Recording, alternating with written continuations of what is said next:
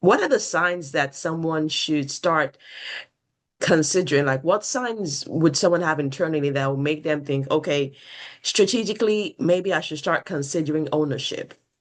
Yeah. I think if you get to the space kind of where I was again thinking that, gosh, so I got to a space of thinking that, gosh, I wish that I could change this. I wish I could change that. And so when you're wishing you can change more things than feel like need to stay the same, then maybe those are things that you need to think about. How can I create something that allows me to make these decisions myself, right?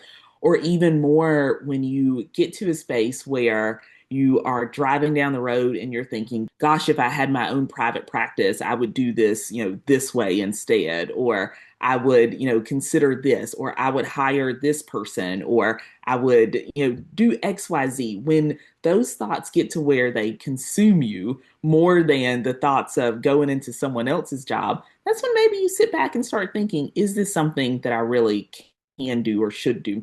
I think it's also important to really lock in kind of financially where you are. I mean, it's a big commitment. If you are Yeah. bogged down with, student loans or you're overwhelmed with credit card debt, all these other things, maybe you're starting a private practice now isn't the time to think about that. Maybe you step back and get those things in order before you start thinking about it. But if you have yourself at a good kind of financial space where you can do it, if you are at a place where you have more thoughts about it or it starts to kind of overtake your thoughts, that's when I say sit down and really put things on paper. One of the things I tell the residents, I take them a little worksheet and I say, if you were going to start a private practice, what would it look like?